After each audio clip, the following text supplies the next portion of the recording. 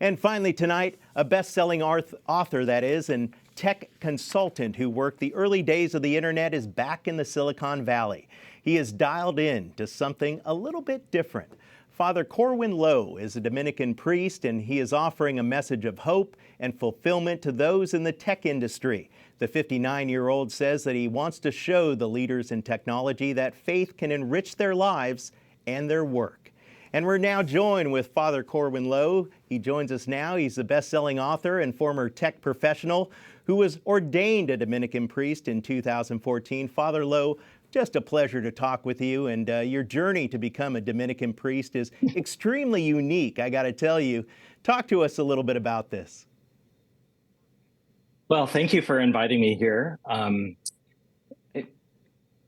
My story often gets conflated, like I was in business and now I'm religious, or I, am now a priest. And it actually took a long while for all this to happen. I studied electrical engineering and computer science in college, and I was going to make a mark, like so many young professionals. Yes. I wanted to start a business. I wanted to make a lot of money.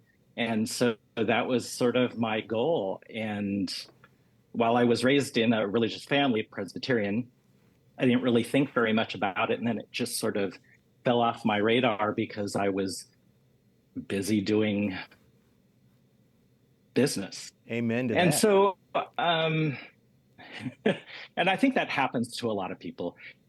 But as I became more successful, including writing this book about the internet in its very early days, when you had to dial up to access the internet, I began to question a lot of things. And I had some help from some friends, particularly friends in technology and in legal.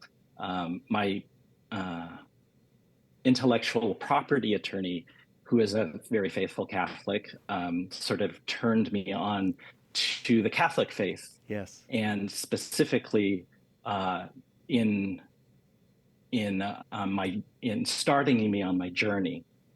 I remember a time that I walked into his office really for the very first time, and there was a crucifix and some icons on his shelf. And I asked him sort of a rhetorical question, like, what's this?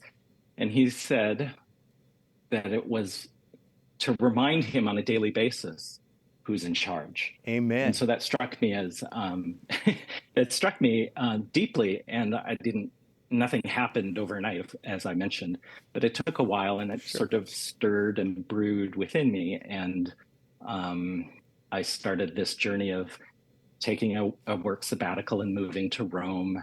Wow. Actually, I was working in the Vatican, and I was not Catholic, and my credentials were my book. And so that was a very providential a thing for me. And so I decided to take construction in the faith. And a year later, I was received into the church. Beautiful. Now, it took a long time. How do people in the tech world respond to this? When they learn your background and how you can bring happiness to the tech world and all those evil executives out there in Silicon Valley. Well, back then it was a different story. I mean, I worked closely with tech people, and they kind of knew that I was interested in the faith, and they were very supportive of my personal journey, which I think is true, that people are very encouraged by people, their friends and families and their coworkers finding what makes them happy. So this wasn't really anything different. Mm-hmm. Now, 20 some odd years later, it's a little bit different. I think there's more hostility to the faith. If I had become an Eastern, like a Buddhist guru, I think they would be like, ooh, right. Really, that's cool. But, becoming a Catholic priest, they're a little bit more reserved about it. Right. Well, we see every day in the headlines, every day about how tech entrepreneurs are changing the world for better or for worse. But You have it has a very special place in your heart, this tech industry, and you see individuals inside the industry grow. And can you tell us a little bit more about what you hope to bring there to the Silicon Valley? Well, certainly for me in technology, there are a lot of people that are running kind of this race to make a mark, to make a lot of money, just the same way I was. But it's kind of a false hope, where it is a false hope.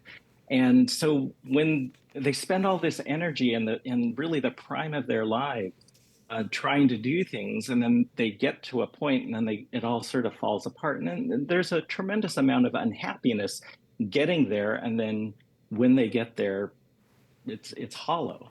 So my goal is to try to help them and give them hope. Yes. Along the way, and maybe they can step back and reevaluate what they're doing, or sort of help their fellow workers, their employees, their bosses, in recognizing that it's not all about making money and making a mark in a certain way that's incompatible with happiness.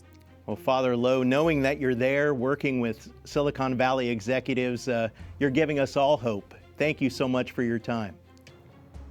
Oh, you're quite welcome.